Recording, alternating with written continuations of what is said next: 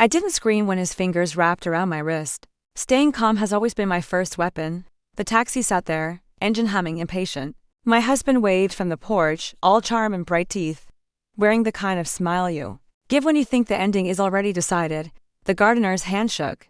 There was dirt under his nails, and his eyes were wet with something that wasn't rain. "Please," he whispered, "don't go." I smiled back at my husband, lifted my suitcase, and slid into the back seat. The door closed with a soft, final click. I told the driver to pull away.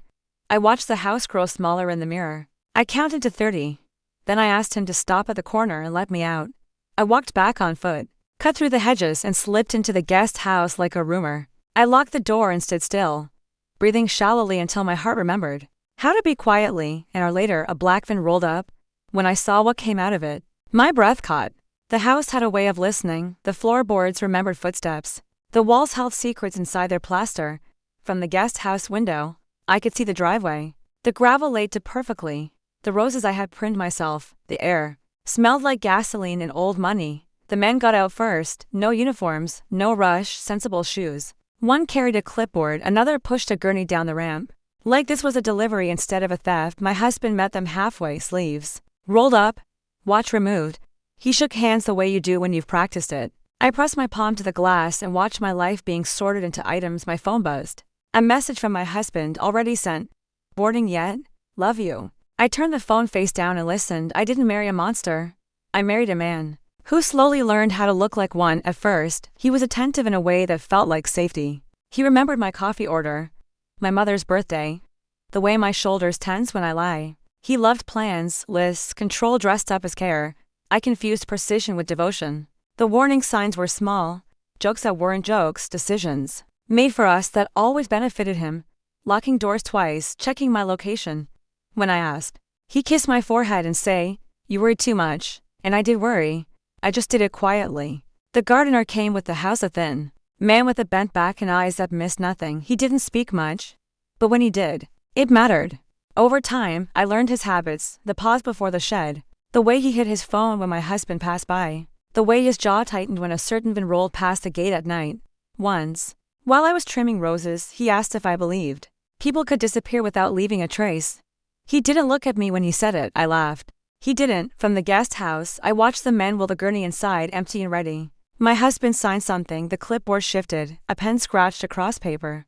That was when I understood the gift. Paris wasn't a surprise. It was an alibi, a solo trip. First-class photos posted at the gate, smiling timestamps my absence. Carefully recorded, my return conveniently delayed. The house would fall quiet. A death could be neat. They weren't planning to kill me with violence. They were going to erase me with paperwork. I had felt it weeks earlier, the sudden push to update life insurance. The casual talk about what-ifs. The way he insisted I see a doctor for stress, the new locks. The guest house stocked with supplies I never asked for.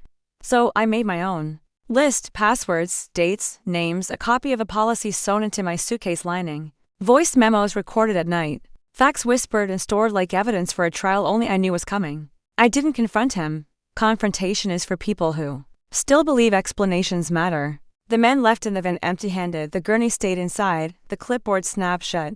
My husband laughed, actually laughed, and slapped one of them on the shoulder. Money changed hands. I saw the envelope, then they were gone and the house felt hollowed out. That's when I moved. I slipped out the back, crossed the lawn, and knocked once on the gardener's door. He opened it before I finished knocking. He didn't look surprised. He looked relieved. "They came early," he said. "I know." I told him. He handed me a second phone, a burner. "It's all there," he said. Times, plates, voices. I recorded when I could. I nodded. "You did good." He shook his head. "You don't know how many." "I know enough. Revenge doesn't start with anger, it starts with patience." I waited until dusk, until my husband showered, until he poured himself a drink and practiced looking devastated in the mirror. I waited until he called the airline to check on my imaginary flight. Then I sent a message about weather delays. I watched his shoulders relax. I called the insurance company next, calm and polite, verified my identity, asked harmless-sounding questions, and recorded everything. I called the doctor he paid to label me unstable, and left a voicemail asking for clarification about falsified notes. Then I called the police not to accuse, but to ask for help. I said I was afraid for my safety. I said my husband had made arrangements without my consent. I mentioned men, a van, a gurney, and proof. I sent files, audio, GPS logs from the gardener's phone and mine.